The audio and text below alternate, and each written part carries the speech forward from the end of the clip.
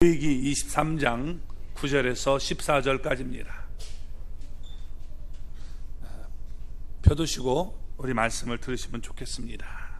오늘 10절 앞부분을 보면 이스라엘 자손에게 말하여 이르라 너희는 내가 너희에게 주는 땅에 들어가서 라고 말씀했습니다. 그러니까 6월절과 무교절은 광야에서 지킬 수 있지만 초실절은 가나안 땅에 들어가서 지켜야 한다는 겁니다. 광야에서는 하늘에서 내린 만나로 생활을 했습니다. 이제 약속의 땅 가나안에 들어가서 드리는 감사의 절기가 바로 초실절이 되는 겁니다. 이 초실절은 예수님께서 부활하신 날이기도 합니다. 그래서 그리스도의 부활과 또 한 단어로 묶인 성도들의 부활로 구약 성경에 예언된 초실절이 성취된 사건입니다. 초실절의 의미는 약속의 땅에, 지금 약속의 땅 가나안에 들어감과 같이 우리 죽었다가 살아나 천국에 들어감을 우리가 기뻐하는 날임을 알 수 있는 것입니다.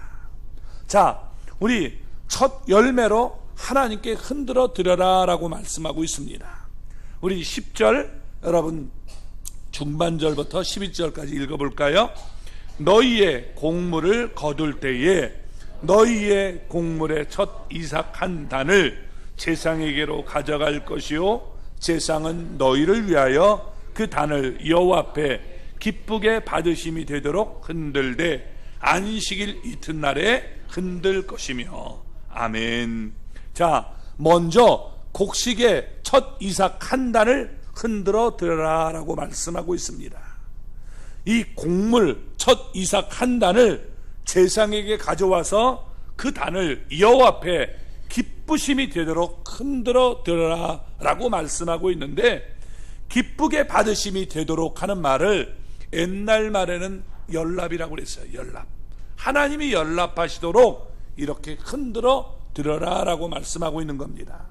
그러니까 이게 뭐냐, 여러분 흔들어 이게 지금 드리라는 것은 부활을 상징해 주고 있는 거예요. 그래서 첫 곡식단이 이렇게 하나님 앞에 우리가 기쁨이 되도록 부활을 우리가 상징하고 있는 것입니다. 그래서 우리가 초실절을 고린도 전서에서는 신약성경에는 이걸 해석을 이렇게 해주는 겁니다. 자, 읽어볼까요? 그러나 이제 그리스도께서 죽은 자 가운데서 다시 살아나사 자들의 첫 열매가 되셨도다. 아멘. 첫 열매를 한자로는 초실이라고 하는 거예요. 첫 열매. 이게 뭐라고요? 초실. 그래서 예수님은 죽은 자 가운데서 여러분 부활해서 잠자는 자들 가운데 첫 열매로 하나님께 드려짐을 말씀해 주고 있는 겁니다. 이것이 성취된 사건이 바로 초실절이 되는 겁니다. 그래서 예수 그리스도가 부활할 때 우리가 성경을 자세히 읽어보면 첫 이삭인 예수님과 한 단, 그러니까 한 묶음, 여러분 이 묶음을 같이 지금 하나님 앞에 드리라고 말씀하고 있는 겁니다. 그래서 여러분 예수님이 부활했을 때 예수님만 부활했을까요? 아니면 또 누가 부활했을까요? 성경을 보면 마태복음 27장 52절 53절 말씀을 우리 한번 같이 읽어보겠습니다. 사람들이 이걸 자꾸 놓치고 있어요. 읽어보겠습니다. 무덤들이 열리며 자던 성도의 몸이 많이 일어나되 예수의 부활 후에 그들이 무덤에서 나와서 거룩한 성에 들어가 많은 사람에게 보이니라. 아멘. 여러분 예수님만 부활한 것이 아니라 그때 지금 여기 보면 어떻게 해요? 무덤들이 열리고 성도의 몸이 많이 일어났다라고 말씀해 주고 있습니다. 그래서 여러분 한 단이 예수님만 우리가 한 곡식 하나만 이게 드리는 것이 아니라 한 단으로 묶어드린 그것이 여러분 지금 부활하는 모습을 우리에게 보여주고 있는 겁니다. 그래서 예수님 안에서 죽은 자들이 첫 이삭을 한 단으로 묶은 성도들, 이들이 많이 여러분 부활했음을 보여주고 있는 겁니다. 그래서 많은 잠자던 성도들이 부활함으로 이렇게 구약의 초실절 예언이 정확하게 이루어짐을 우리에게 보여주고 있는 겁니다. 그러니까 성경 말씀은 여러분 거짓이 없고 오류가 없는 정확한 하나님의 말씀임을 우리가 믿을 수 있다는 겁니다.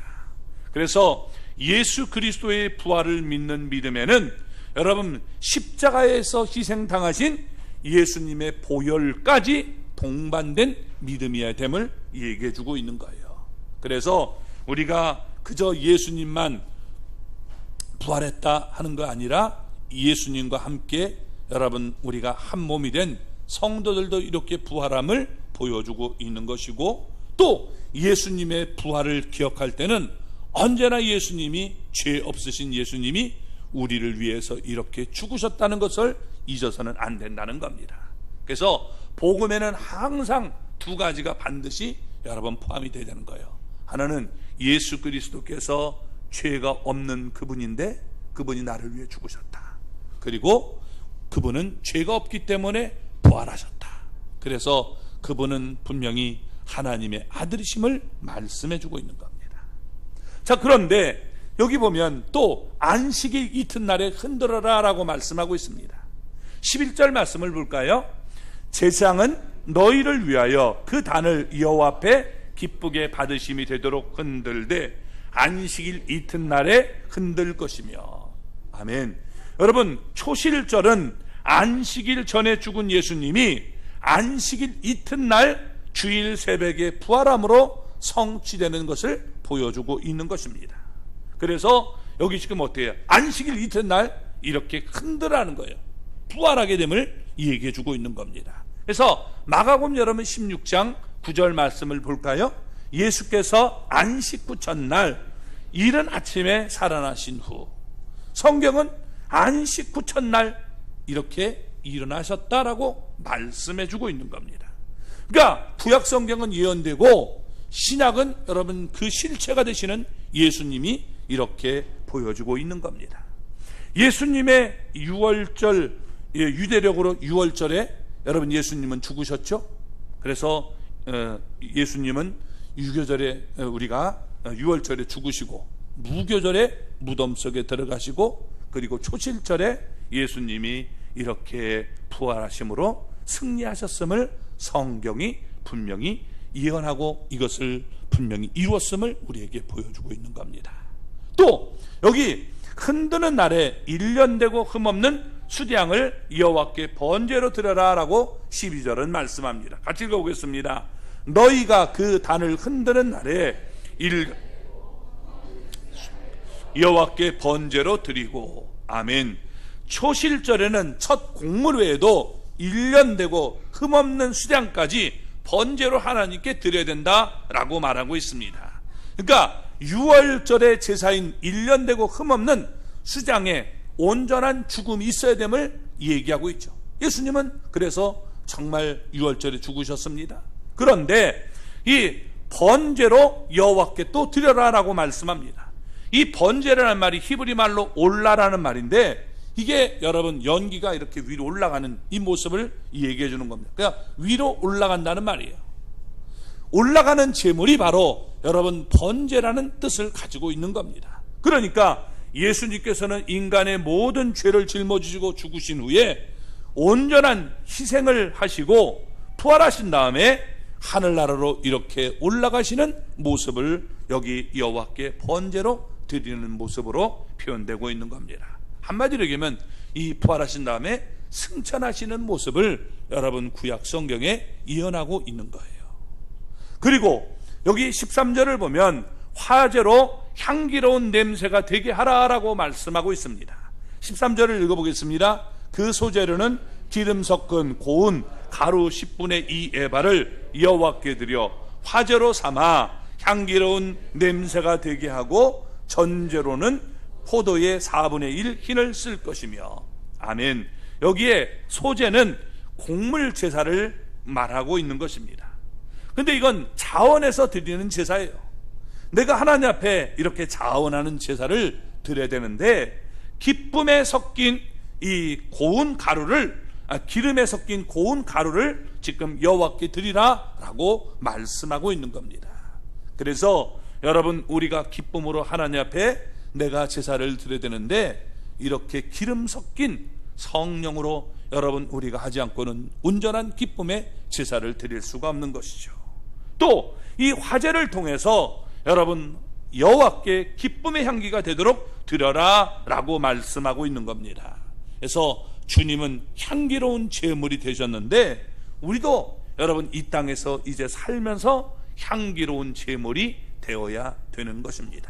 그래서 여러분 이제 우리가 예수님의 부활을 우리가 경험했다면 우리도 여러분 향기로운 삶을 살 수 있는 그런 분이 되기를 바랍니다. 죄악 가운데 우리가 냄새나는 생활을 하지 말고 이제는 주님과 내가 여러분 하나 되어서 내가 새로운 인생을 살고 있기 때문에 아름다운 향기로운 삶을 살아가는 우리 모두가 될 수 있기를 바랍니다. 그래서 여러분 에베소 5장 2절을 보면 이렇게 말합니다. 같이 읽어보겠습니다. 그리스도께서 너희를 사랑하신 것 같이 너희도 사랑 가운데서 행하라. 그는 우리를 위하여 자신을 버리사 향기로운 제물과 희생 제물로 하나님께 드리셨느니라. 아멘. 우리도 여러분 향기로운 제물로 하나님께 이렇게 드릴 수 있는 사람이 되기를 바랍니다. 고린도후서 여러분 2장 15절은 이렇게 말합니다. 우리는 구원받은 자들에게나 망하는 자들에게나 하나님 앞에서 그리스도의 향기니. 아멘. 여러분 우리는 향기가 되어야 됩니다. 그리스도의 향기가 되어서 아름다운 여러분 냄새를 우리가 풍길 수 있는 그런 사람이 되기를 바랍니다. 그래서 여러분 하나님 앞에 내 삶을 온전히 희생하고 드릴 수 있는 그런 사람이 여러분 되어야 된다는 거예요. 이제 여러분 6월절에서는 그저 우리의 모든 죄를 용서했지만 이제 우리가 부활을 정말 이제 경험한다면 천국에 우리가 들어가는 그런 가난의 삶을 산다면 여러분 향기로운 삶을 살아가는 우리 모두가 될 수 있기를 주님의 이름으로 축원합니다. 그리고 여기 우리 하나님께 예물을 드리는 그날까지 먹지 말라라고 14절은 말씀합니다. 한번 읽어보겠습니다. 너희는 너희 하나님께 예물을 가져오는 그날까지 떡이든지 볶은 곡식이든지 생이삭이든지 먹지 말지니 이는 너희가 거주하는 각 처에서 대대로 지킬 영원한 규례니라. 아멘. 자, 소실절을 지키기 전에 먼저 땅의 소산 중에 그 어떤 것도 먼저 먹으면 안 된다라고 금지 조항을 말씀하고 있습니다. 처음 익은 곡식을 하나님 앞에 바친 후에 백성은 나중에 먹어야 된다는 거예요. 그러니까 하나님이 먼저고 여러분 그 다음에 우리 사람이 후위가 되는 겁니다. 여러분 하나님 우선주의로 우리가 살 수 있는 사람이 되기를 바랍니다. 사람이 먼저가 아니라 신앙인들은 하나님이 먼저예요. 아멘. 여러분 그 우리 믿음을 가져야 되는 겁니다. 이게 인본주의가 아니라 신본주의의 신앙을 가져야 되는 거예요. 그래서 사람이 먼저가 아니라 여러분 하나님이 우선되는 이 모습을 우리에게 얘기해 주고 있는 겁니다. 자, 초실절 시간이 많이 지났기 때문에 여러분 짧게 얘기하면 뭐냐? 초실절은 예수 그리스도의 부활로 성취된 것입니다. 그래서 예수님이 부활의 첫 열매가 되셨는데 이 첫 열매를 드릴 때 곡식 한 단을 같이 묶어서 드렸어요. 그래서 잠자는 자들의 첫 열매가 되셨고 또 예수님과 함께 그 당시에 많은 사람들이 부활했음을 보여줍니다. 물론 그것은 여러분 이제 얼마 가지 못하고 그 죽었던 모습이지만 그러나 이처럼 여러분 우리 모든 사람들이 부활함을 보여주고 있는 것입니다. 그리스도와 연합된 우리는 사탄의 세력인 죄와 저주와 사망을 이기고 부활함을 우리에게 보여주고 있는 거예요. 예수님과 여러분 한 단으로 묶였습니까? 그게 바로 신앙이에요. 신앙은 여러분 다른 게 아니라 예수님과 내가 한 몸을 이루는 것입니다. 한 단으로 살아가는 거예요. 그런 모습이 될 수 있기를 바랍니다. 마귀는 우리에게 의심을 주어서 방해하려고 하지만 여러분 이런 미혹에 넘어가지 마시기 바랍니다. 부활하신 예수 그리스도의 이름으로 성령의 충만해서 그리고 우리의 삶이 향기로운 삶이 되도록 여러분 삶의 우선순위를 주님 앞에 드리고 우리가 주님과 연합된 삶을 사는 저와 여러분이 되기를 주님의 이름으로 축원합니다.